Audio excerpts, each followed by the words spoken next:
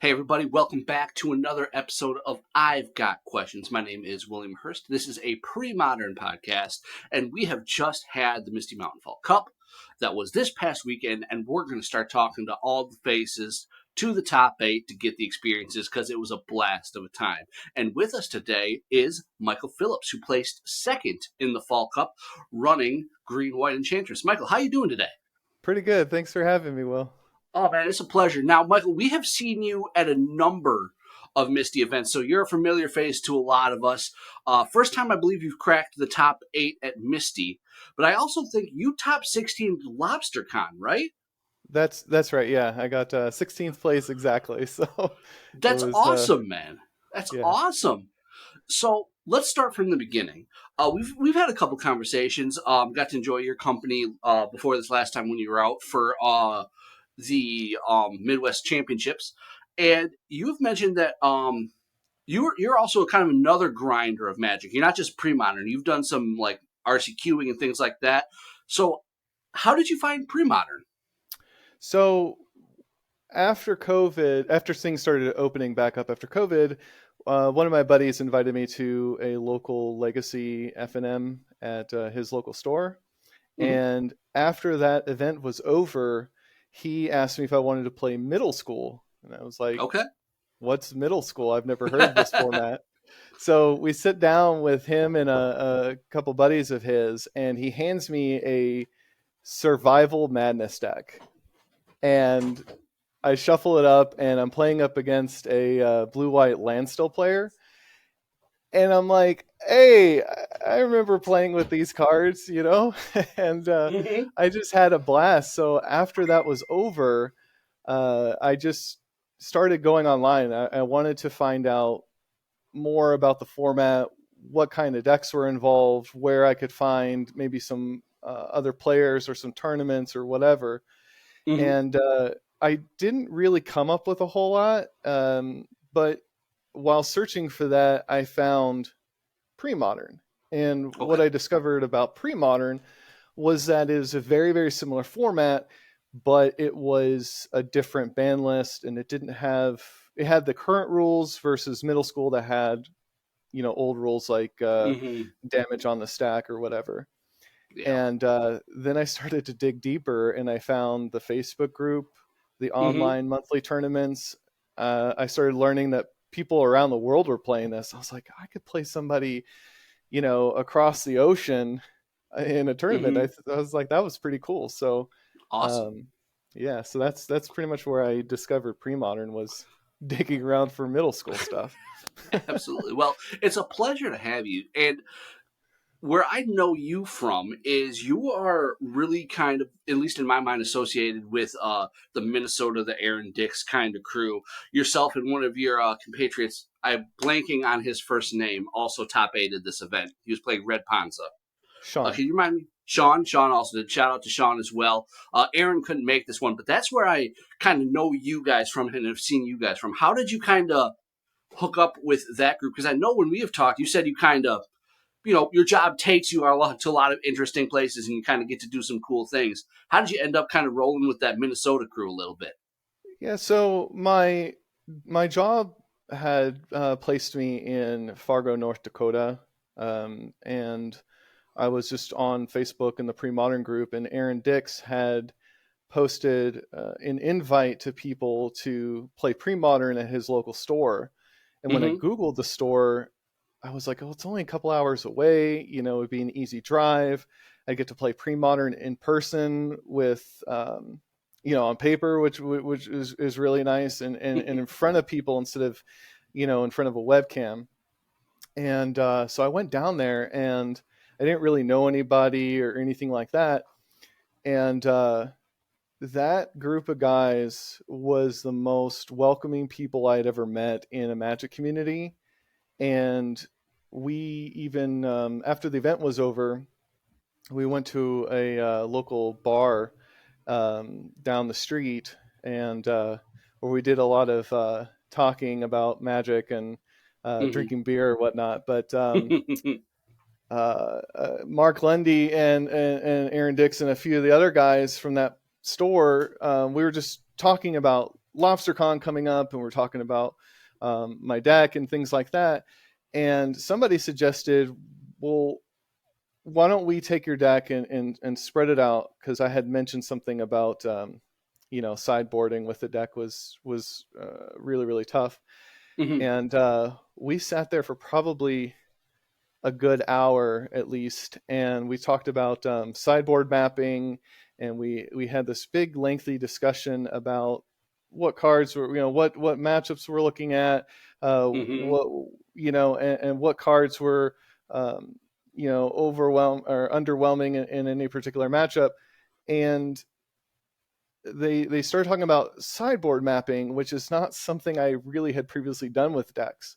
It's just like, oh, Hmm. okay, here's my main deck, here's my sideboard, off I go, right? I'll Yep. figure it out. But they opened that conversation opened me up to a whole new way of thinking about how to prepare a deck for a tournament, and Okay. also how to sideboard Hmm. during the tournament. And I left there thinking, wow, like these guys just basically, they don't know who I am. They've never met me before, but they brought me in and they welcomed me and they gave me a lot of really good advice. And I just thought that was so nice of them Hmm. that I really couldn't believe it, honestly. I was just like, I want to see these guys again. I want to hang out with these guys again. And Hmm. that's, through them I found out about the Misty Mountain tournament. I was still around the area, so it wasn't too bad of a trip to get there. And Hmm. so that was the big driving force of what got me to go to the Misty Mountain for the first time.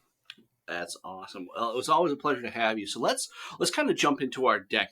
You for this event we're on Green White Enchantress. For those not familiar, it's a deck that revolves around, obviously, enchantments as the name it describes, but has four Argothian enchantresses, four enchantresses present, so you have a draw engine, and it will eventually kill with the card Words of War.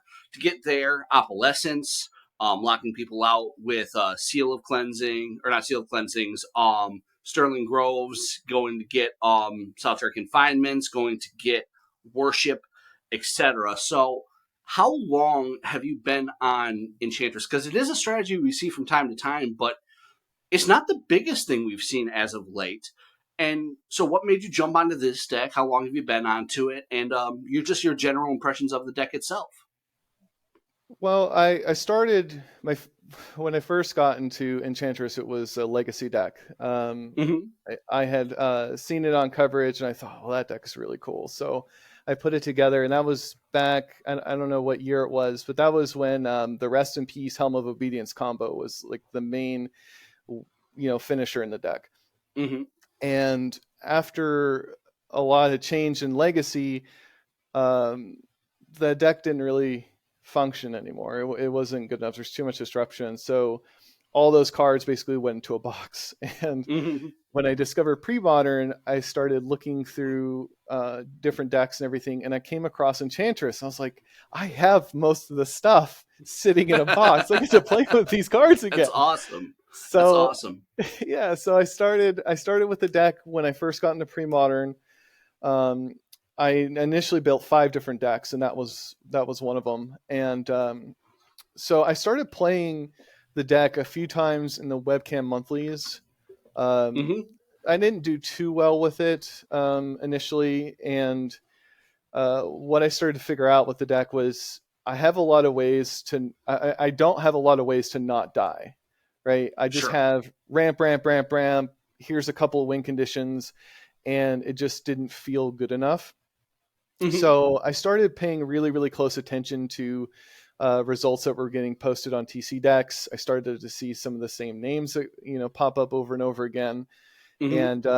and especially when the decks went to MTG Top 8, that helped go through the different lists and see like what cards people were playing, what cards were moving in and out of the deck, and Mm-hmm.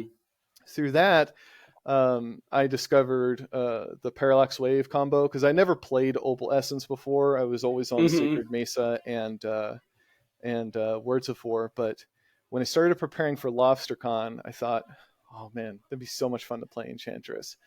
So I knew that Parfait was the big boogeyman. So I Mhm. decided to start with just a straight green white build with no splashing of different colors or anything like that. And I was like, Mhm. I just want as much artifact and enchantment removal as I can fit into the deck. I want to be Yeah. able to beat Parfait. So this left me with uh, the idea that a straight green white build still has the potential to draw out to Mhm. deck itself, and I didn't want that to happen. And I really, really liked Words of War. It's just a classic card, and it does give you the ability to win the game on the spot if Mhm. necessary. And Yeah. not to mention that it's just another way to win the game outside of combat, which I really, really liked about it. Exactly. Exactly. And you played this formally at um the state or the championships for the pre modern Midwest championships. Wasn't quite as successful there. So what changes did you make from that list to kind of this list? The difference in the two decks wasn't there weren't too many changes. Mostly what I've been messing with the deck is the mana base. Hmm. Because you're splashing Words of War, you need some way to cast it. Right. Um, Either and there's two main ways that people have found um, to to to cast Words of War, and that's either to play Lotus Petal or Fertile Ground. And I Hmm. don't particularly like either one of those cards because I feel like when you break down the Enchantress deck, there's not a lot of flexibility in the way that it's built right now. Hmm. Um, and some of the different cards and effects that people were shaving to fit in these other cards didn't feel right to me. So I was like, well, Right. I want my mana base to be able to cast a Words of War if necessary.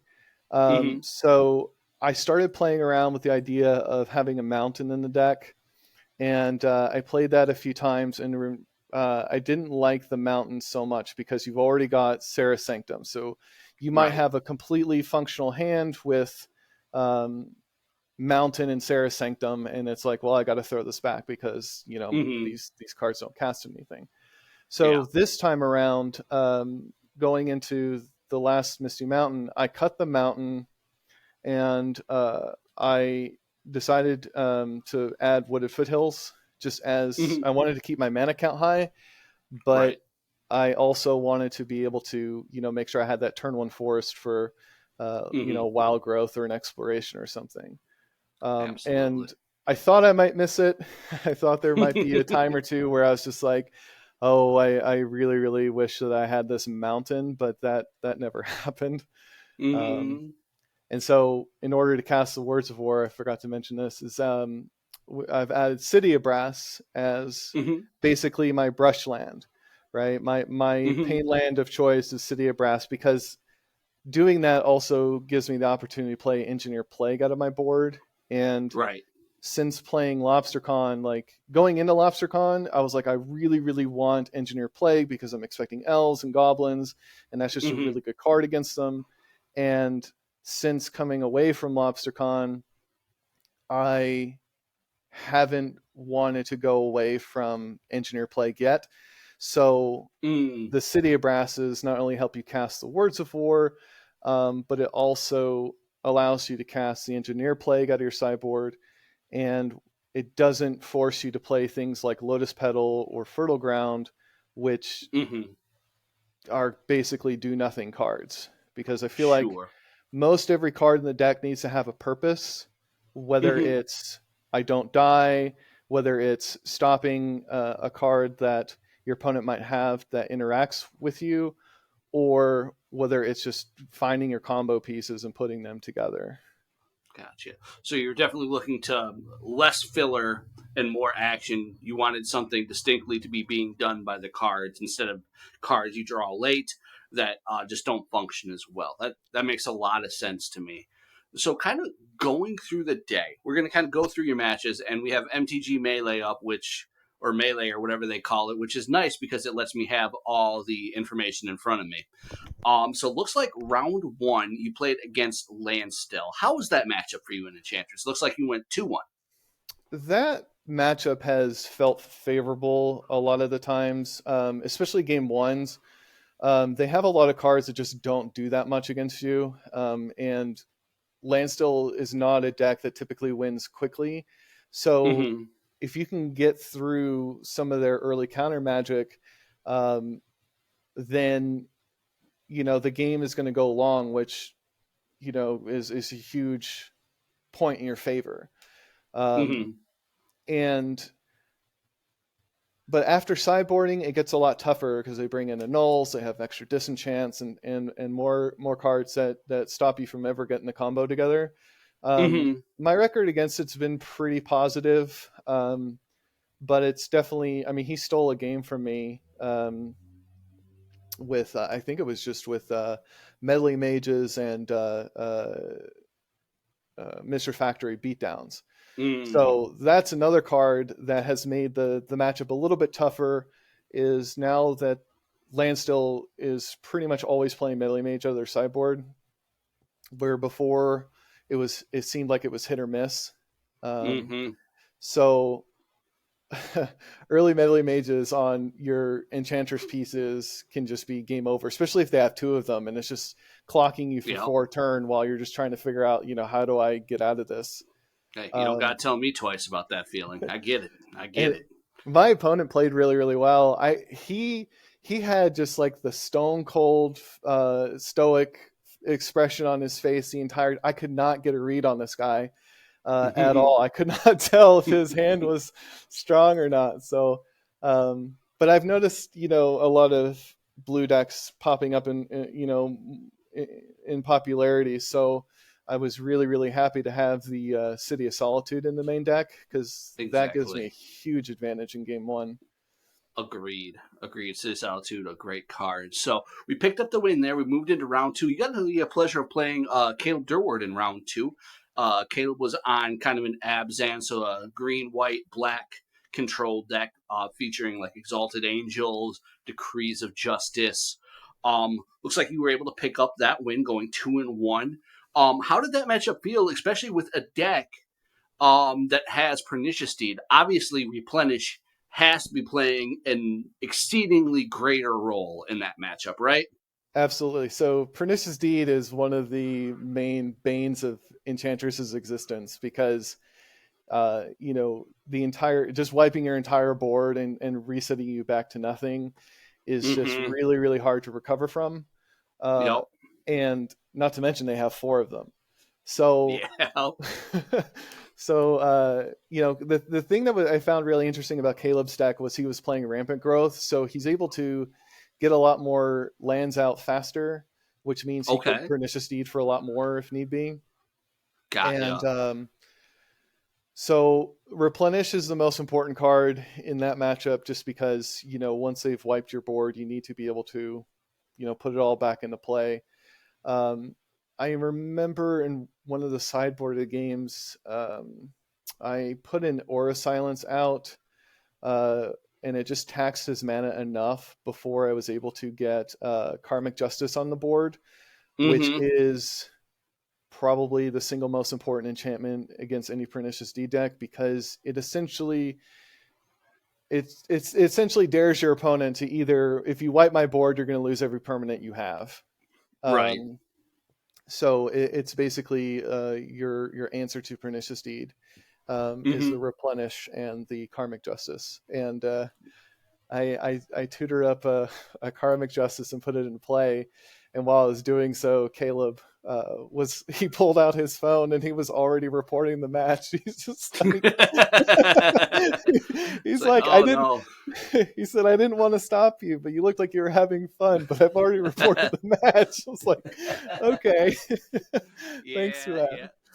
Yeah, He well, was hey, he Caleb's a was great guy. yeah, he was really good, really really cool guy. Yeah. Awesome. As So Go go ahead. ahead. Well, that's No, actually the second time I played him in a big tournament. There was years ago I played in a legacy event. I was playing Jund, mm-hmm. and it was back when Abrupt Decay and Deathrite Shaman got printed, and we got paired up Oh. in an early round, and he was playing elves, and I just punishing fire down every creature he had. So it was mm-hmm. really cool to play him again. He's a really, really good player, and he's a really, really nice guy. That's awesome. That's awesome. So we're starting off strong at a 2-0. You're up next against Hansen or Schaefer Hansen. He was on a kind of a gruel survival welder deck. Really interesting deck. Also made top eight. Looks like you guys took that to a draw, going 3 games, one win, and then not finishing it up. How was that match like? That matchup was really interesting because I had absolutely no idea what he was doing. That was a common story with, from what I've heard, from the people he was playing. Yeah. So the first game, he stole the first game from me because he got Tangle Wire down, which is another card that's really, really good against my deck.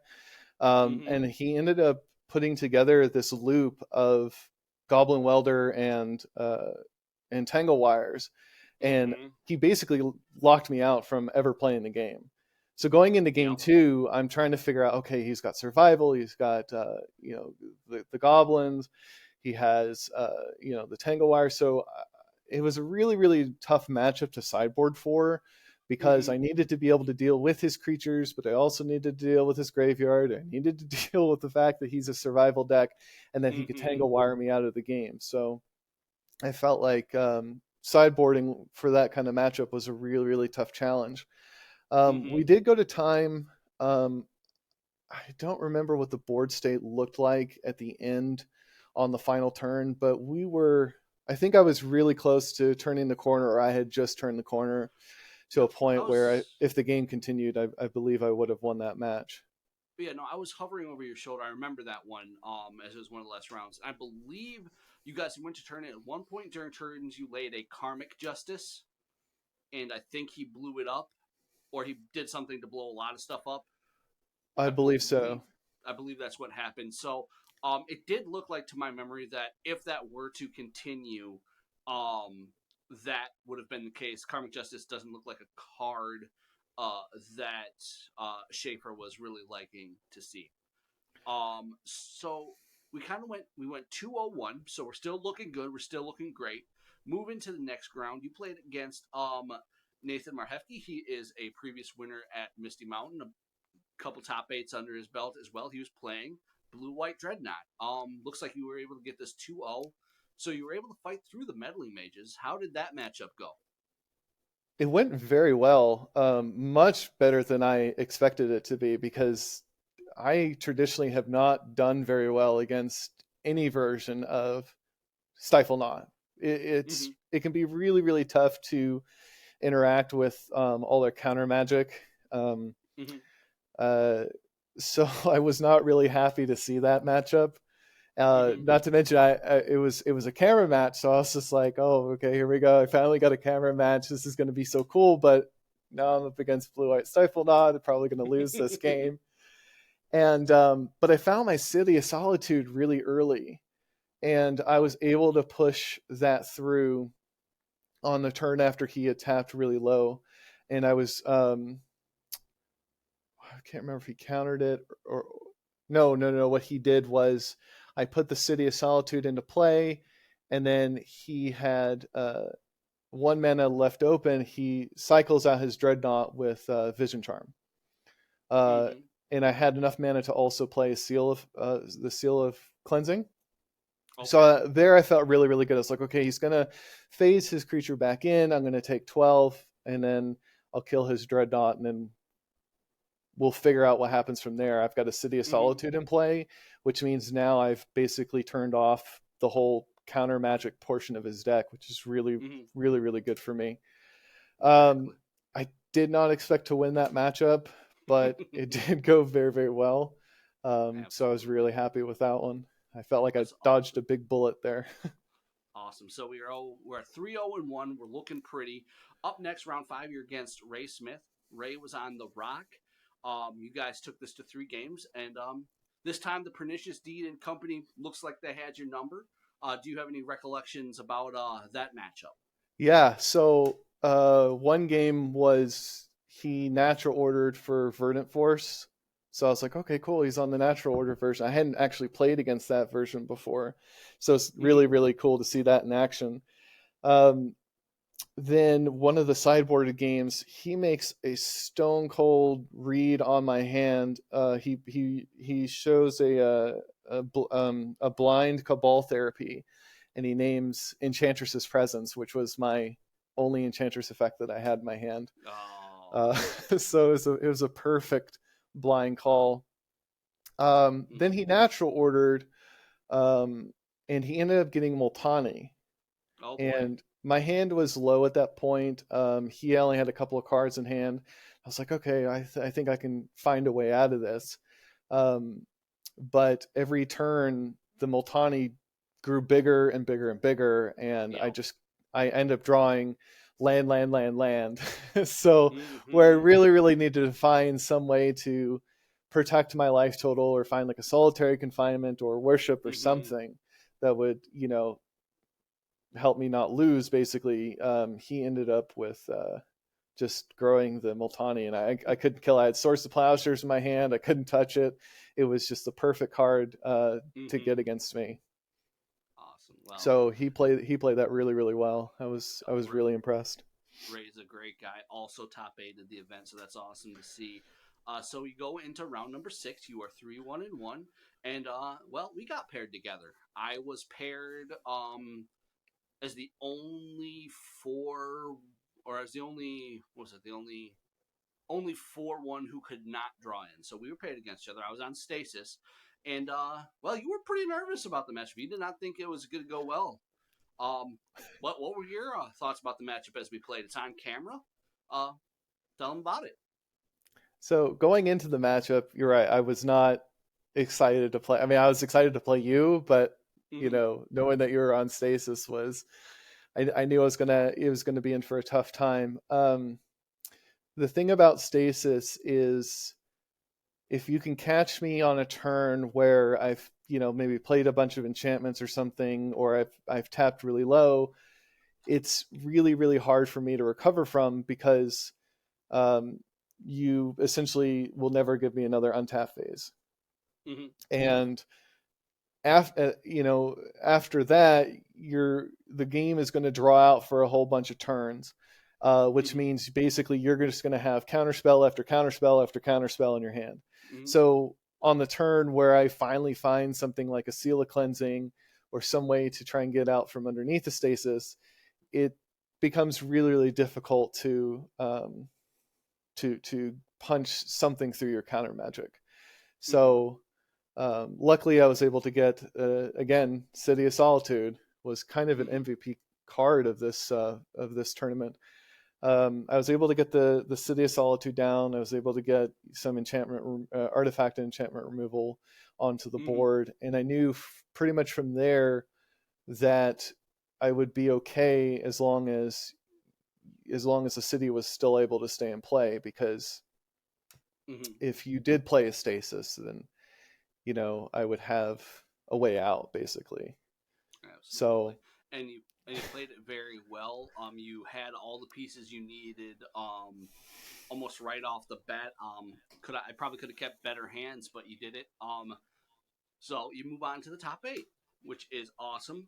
And the top eight, your first matchup was with if I can pull you up, was with John Donovan, also on a welder survival deck. Did that matchup kind of play out more to your benefit now that you had played it against it once? And also, John's deck is a little less different than Schaefer's was. It's a little more stock, I suppose. I was quite a bit more comfortable going into that matchup after playing it once in the Swiss.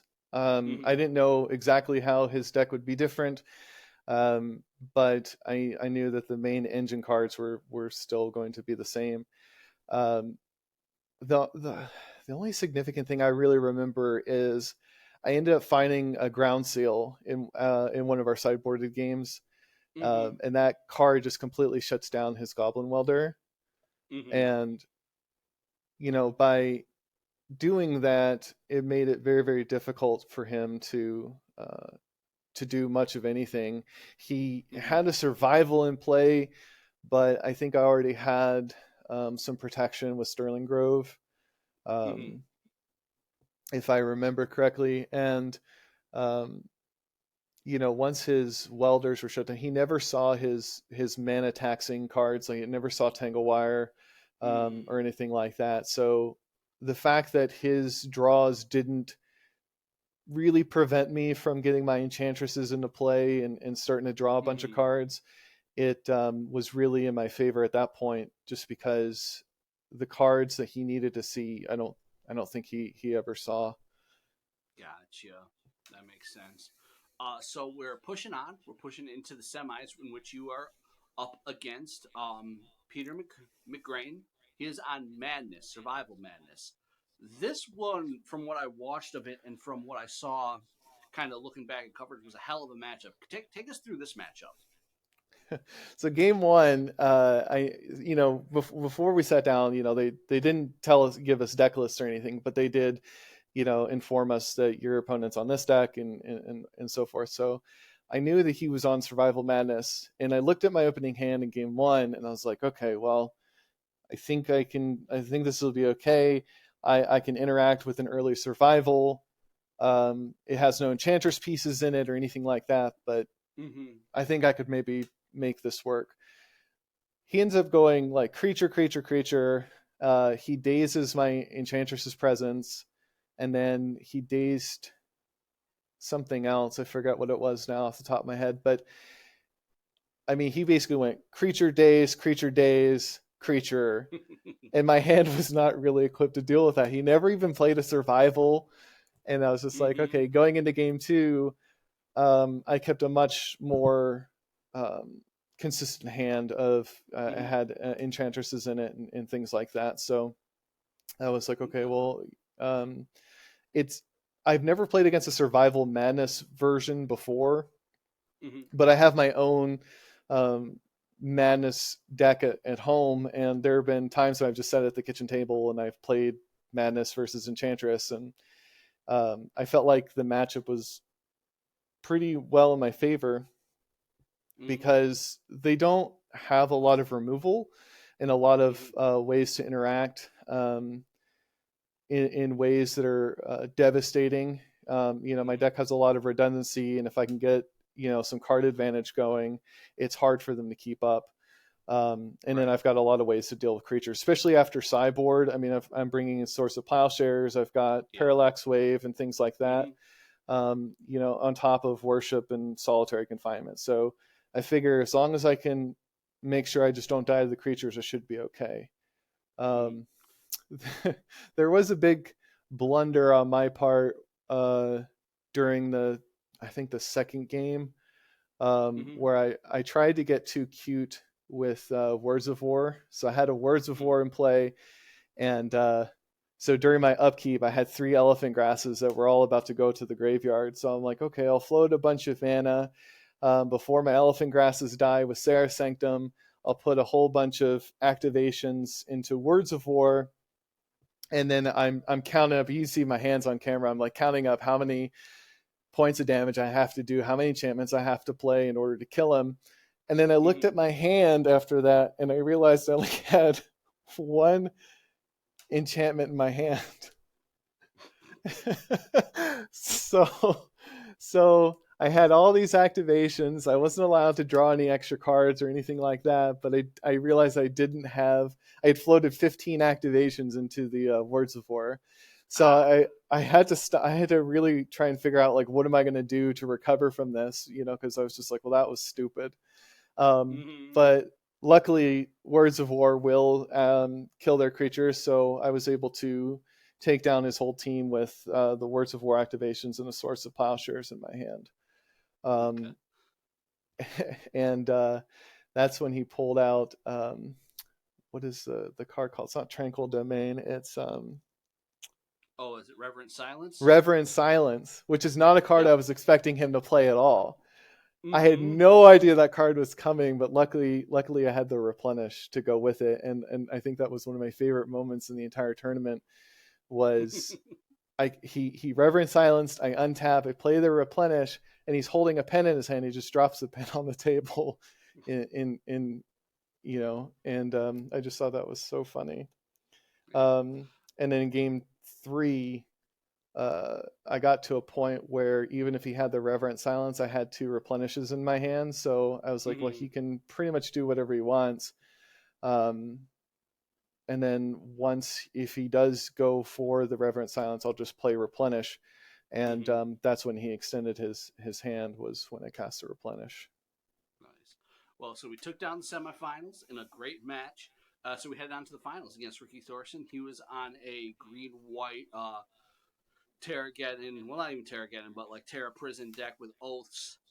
How did that matchup go? Really badly. Okay, okay. What made it so bad? So first off, I had absolutely no idea what Ricky was doing. I'd never seen that deck before. I learned later on in the day that it was a very popular deck on Magic Online, Mm-hmm. um, and I thought it was a really good deck. His deck was very well equipped to interfere with what I was trying to do. He had Rashadan ports. He had mana acceleration with Mox Diamond into not Thorn of Amethyst, Sphere of Sphere of Resistance, Resistance. Yep. which is a really, really good card against my deck because it basically Mm-hmm. keeps me from being able to play multiple spells in one turn. And sometimes it's enough to even keep me from playing a single card in one turn. Some of Mm-hmm. my spells are, 3 mana, 4 mana, and you add an extra mana on top of that. And, it can be really hard to put anything into play. On top of that, he was playing 8 copies of a land destruction spell, which makes having enchantments on your lands really, really bad. so, Yeah. Yes, it can. so I mean, everything that he did was basically a way to prevent me from playing the game. And I Mm-hmm. think that's one of the best ways to attack Enchantress is to attack its mana development and its mana base. Um, because if I can never get off the ground, then that means like I can't get my draw engine online. I can't go find the Mm-hmm. cards I need to, I can't float a bunch of mana and do ridiculous things. I basically Mm-hmm. just sit there and durdle and do nothing. Um, Yep. so we ended up taking it to 3 games. I won game one, but game two and game three, he had multiple spheres, he had multiple Rashadan ports, Mm-hmm. and he played really, really tightly and really, really well.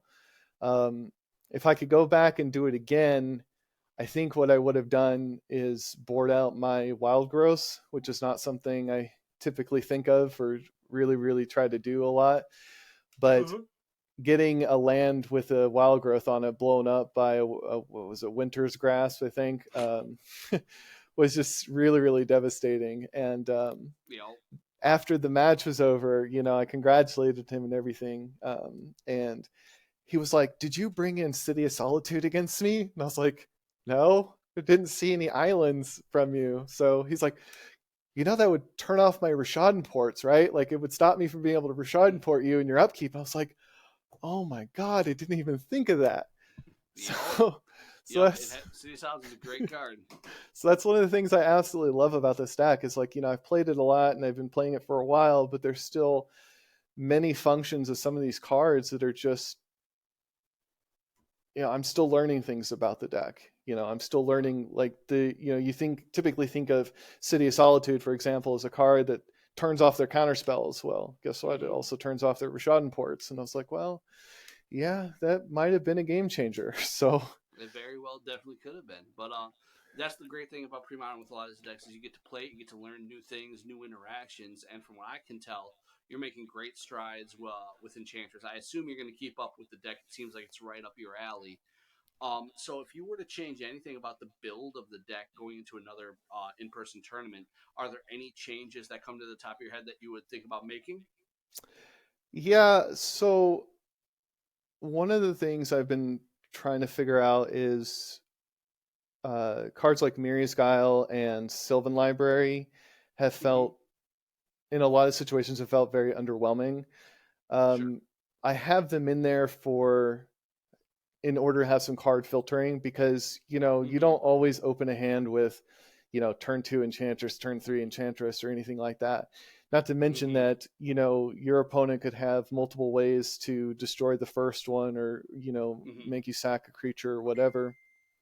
And so sometimes it's really nice to have ways to kind of filter through your deck and find the stuff that you're looking for, and have Mm-hmm. some amount of deck manipulation. Because once you've gone off, it's not really that needed that you need something like to look at the top 3 cards of your library or anything like that.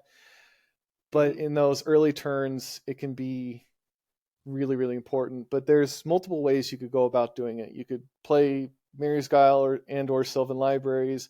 You could play Enlightened Tutors. You could play Worldly Tutors to find your Enchantresses faster. Mm-hmm. And I'm still messing around with some of those slots, trying to figure out, you know, in the times that you mulligan and you don't have, you know, an Enchantress in hand. If you, you Mm-hmm. know, get your first one killed or something like that, like how are you going to recover? How are you going to get your engine online? And I'm not Yeah. really sure what the best way to do that is. Mm-hmm. Um, but I've been really happy with Miri's Guile, as far as of the 3 options that I've been considering. I haven't tried all the different tutors yet, Okay. but I think there's some spots to mess around with that. Awesome. Awesome. So, to wrap it up, Michael, you did an awesome job. It was a pleasure to see you make it as far as you did. It was a pleasure, definitely, to have you up here again and seeing you play. I'm assuming we'll see you for the next ones whenever they happen.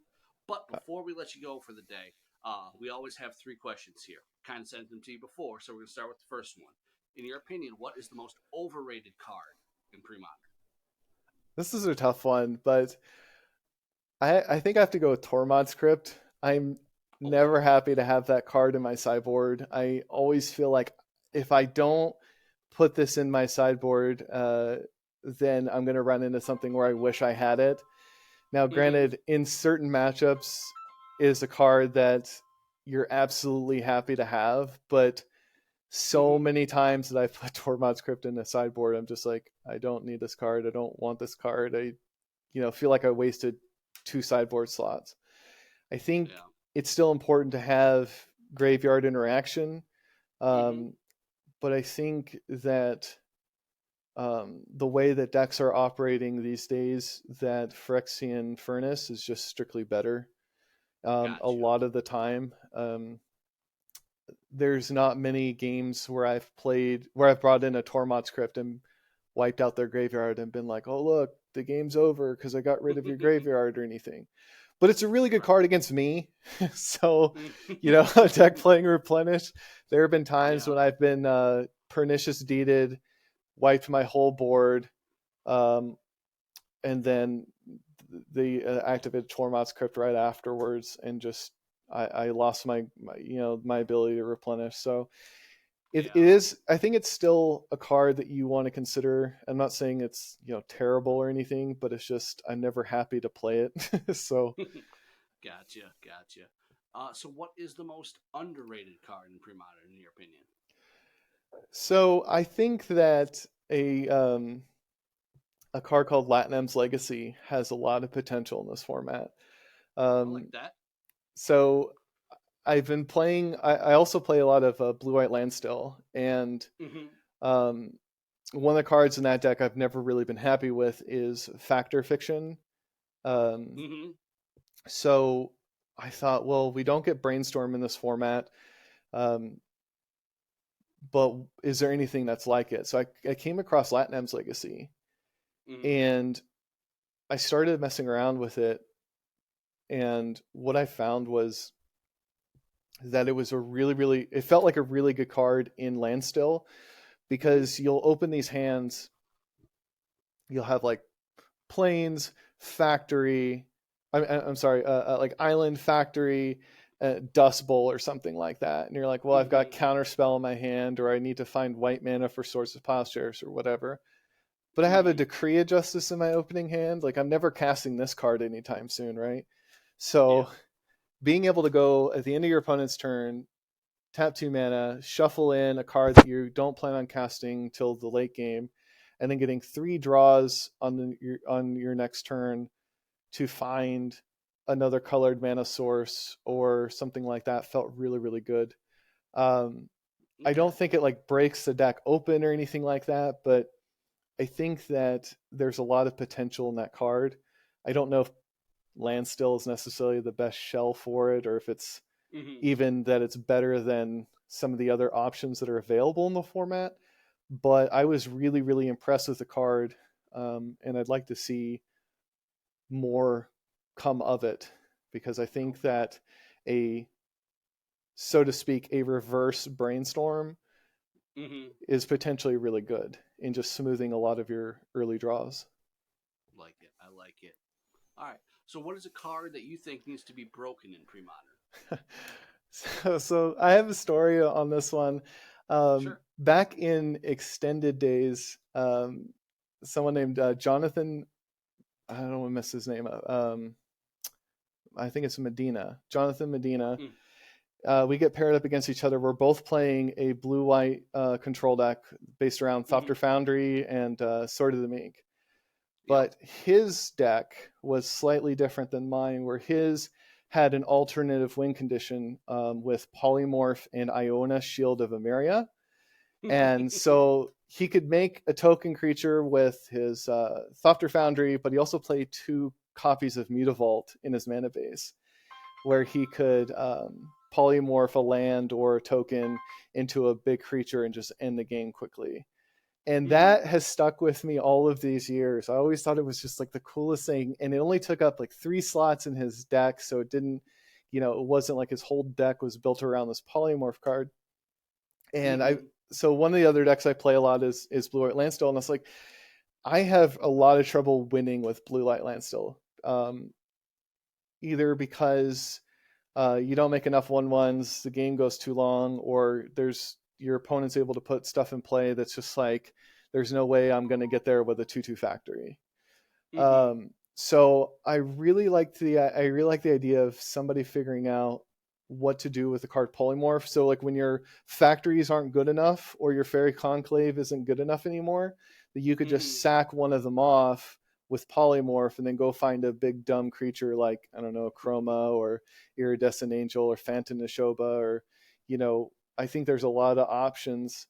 And Mm-hmm. it was kind of inspired not only by that extended story, but I've started to notice like the Rock playing Natural Order a lot, Mm-hmm. Elves playing Natural Order a lot, and I'm just like, okay, well, if 4 mana to go find a creature in your deck and put it directly into play is good enough for them, well, maybe it's good enough for blue to do that too. So I'd really like to figure out something to do with the card polymorph. Okay. Maybe by sacking off a factory or a fairy conclave or something and putting just a big dumb creature into play would be a I lot of like it. fun. I like it a lot. All right, Michael. Well, thank you so much for joining me today. Congratulations again on the top 8 finish here at Misty Mountain Games. We look forward to seeing you the next time out, seeing the whole crew.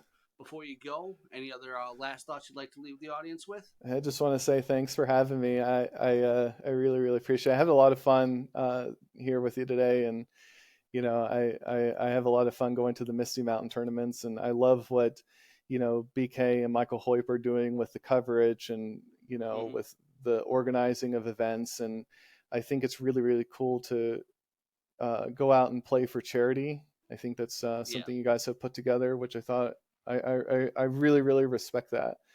Um, absolutely. and so, I mean, I just look forward to playing some more pre-modern. I absolutely love this format. It's the most fun I've had playing Magic in a really, really long time. And, it's definitely worth the travels. That's for Awesome. sure. So Awesome. Well, Michael, again, thank you for being with us, everybody. It was a pleasure to speak with you today, with Michael today. Plenty of tournaments coming up, Euros coming up, probably by the time this episode goes out. If you're looking for pre-modern, you can find it anywhere. Just Google pre-modern, and you will find all the resources you need. Michael, one last time, thank you again for being with us. I have been William Hurst. This is the I've Got Questions podcast, and we will talk to you next time. Take care, everybody.